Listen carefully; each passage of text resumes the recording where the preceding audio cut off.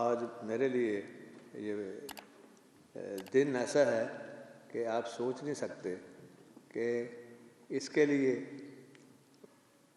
12-15 سال انتظار کرنا پڑا، اور یہ بھی اللہ کی کرم نوازی ہے، کیونکہ یہ شروع سے ہی ایک عادت میری ڈیولپ ہو گئی تھی بچپن سے ہی کہ کام جب نہیں بھی ہوتا تھا پھر بھی اللہ کا شکر ادا کرنا، جب ہونا تو پھر تو ویسے ہی شکر ادا کرتے ہیں، لیکن اس میں ذرا بھی ایک بھی دراڑ نہیں آتی تھی، تو اللہ نے پھر راستہ بھی پھر خود ہی بنایا، مجھے تو پتہ نہیں۔ اور میں نے یقین کریں، یہ جب پی ٹی آئی کی حکومت میں میں چیف منسٹر بنا تو مجھے خود نہیں پتہ تھا کہ کیسے اللہ تعالیٰ نے مجھے لا کے بٹھا دیا، ادھر ادھر سے زگ زیگ سے پکڑ کے جیسے پھینک دیا۔ تو بڑا اللہ کا شکر ہے کہ خدمت کا موقع ملا ہے، اور پھر وہیں سے ہم نے شروع کیا۔ تو میں یہ کہنا چاہوں گا کہ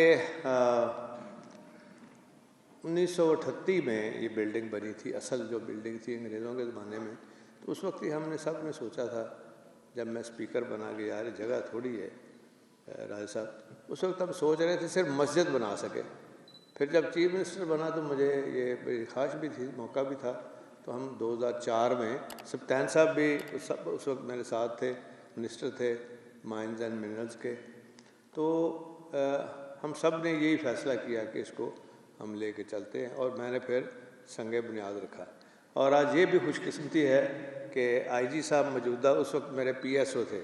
یہ بھی میرے ساتھ تھے اس وقت۔ تو اس کے بعد پھر جب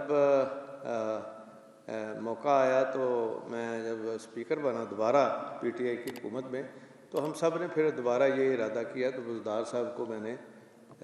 سمجھایا کہ یہ ہو جائے جلدی جتنا تو بہتر ہے۔ تو اس میں پھر سبھی نے، اور یہاں سنبل صاحب بیٹھے ہیں، اس وقت یہ چیئرمین پی این ڈی تھے، میں ان کا خاص طور پہ شکریہ ادا کرتا ہوں کہ انہوں نے بہت محنت کی اور ہمیں فنڈز کی کمی نہیں آنے دی، اور سیکٹری فنانس کا بھی شکریہ ادا کرتا ہوں، اور پھر سیکٹری سی اینڈ ڈبلیو جہاں بیٹھے ہیں شیر دل صاحب، ان کا بھی خاص طور پہ شکریہ ادا کرتا ہوں، اور اپنی ساری ٹیم ادھر بیٹھے ہوئے ہیں، جو ہماری محترم خاتون ہے، اس نے بھی بڑی بھاگ دوڑ کی، اور کیپٹن اسد اللہ خان اس وقت سیکٹری سی این ڈبلیو تھے شروع میں، بعد میں پھر تبدیل ہو گئے۔ وہ 2 خواتین کا کیا نام تھا، ہاں ایک تو جنہوں نے میں نے نا ایک کمپٹیشن کرایا تھا کہ اس کا ڈیزائن جو ہے اس کو اسی طرح رکھتے ہوئے ایک ریپلکا ہو، اور اس میں مقابلہ بھی ہوا، تو جو ہماری آرکیٹیکٹ تھی سی این ڈبلیو کی زارا، تو اس نے یہ مقابلہ جیتا، تو آج ان کو بھی ہم نے بلایا ہے۔ اور پھر این سی اے کے پرنسپل کا خاص طور پہ شکریہ ادا کرتا ہوں، اور اسٹوڈنٹس کا، جنہوں نے یہ سارا ڈوم جو ہے یہ تیار کرایا، اور یہ آپ دیکھ رہے ہیں اتنا خوبصورت۔ اور پچھلے دنوں کچھ ٹرکش آرکیٹیکٹ آئے تھے ادھر، اور وہ ہم مسجد بنا رہے ہیں گجرات میں، راسخ علیہ چھوٹا بیٹا جو ہے، تو وہ خاص لے کے آیا تھا کہ وہاں جو بلو ماسک ہے اور اس طرح کی اور مسجدیں انہیں بنائی ہیں وہاں استنبول میں، تو انہوں نے آ کے دیکھا تو کہنے لگے کہ یہ عجوبہ ہے آپ کا جو انہوں نے کام کیا ہے نا اوپر چھت کا، یہ واقعی عجوبہ ہے۔ وہ کافی 3 دن رہے یہاں، آ کے دیکھتے رہے اس کو یہ کیسے کیا انہوں نے۔ تو بہرحال اس میں اور پتہ نہیں کوئی نام رہنا چاہیے، حالانکہ جنہوں نے فرنیچر سپلائی کیا وہ بھی بیٹھے ہیں، کرسیاں میں ٹوٹ دیا رہی ہیں نا، ان ٹھیک ہوئی ہے نا۔ تو باقی اصل بات یہ ہے جی کہ بلڈنگ تو بن جاتی ہیں، بلڈنگ بن جاتی ہیں، لیکن اس بلڈنگ کے اصل جو مقاصد ہوتے ہیں وہ کیسے پورے ہوتے ہیں۔ جو اس بلڈنگ کے اندر ہماری قانون سازی ہے جو سارے صوبے کے لیے ہوگی وہ میٹر کرے گی،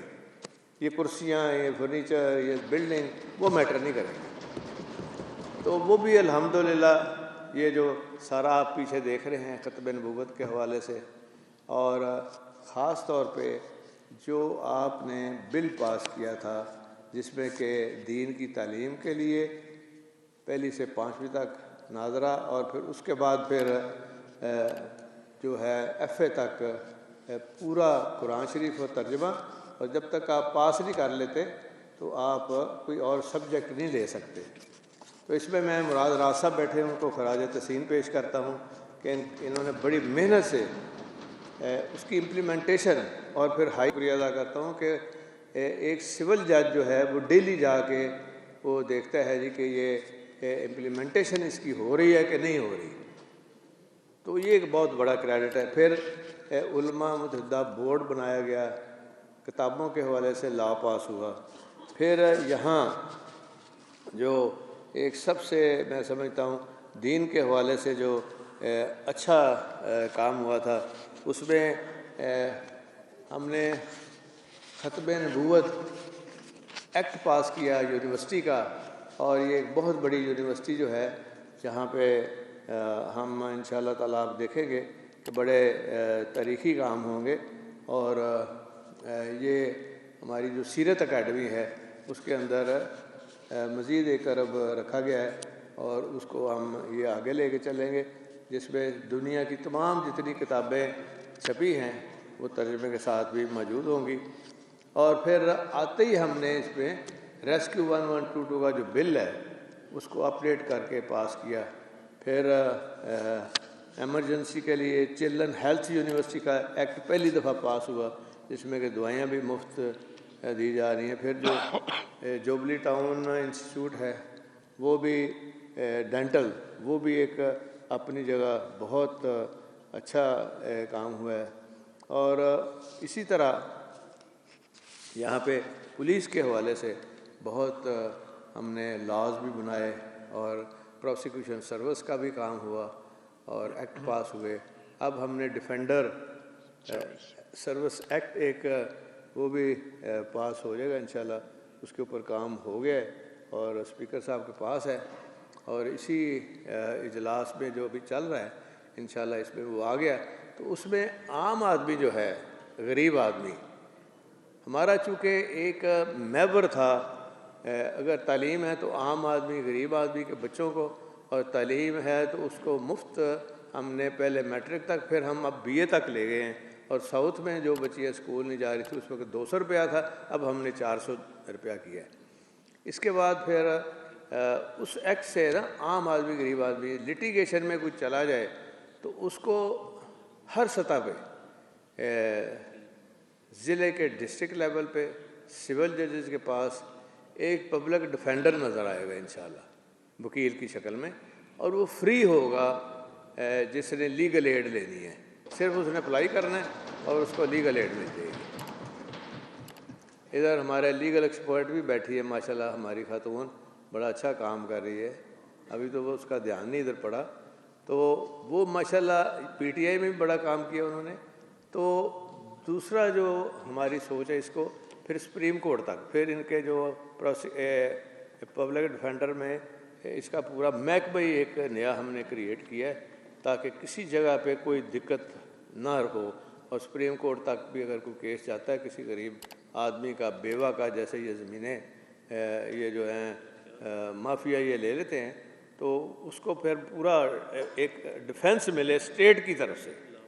اور اونرشپ ملے کہ یہ ہمارا جو ہے جو نیڈی پرسن ہے اس کو ہم پوری طرح ٹریٹمنٹ دے رہے ہیں۔ تو انشاءاللہ وہ بھی ہو جائے گا، اور جتنے بھی اچھے کام ہم کریں گے وہ ہمارا کریڈٹ جائے گا۔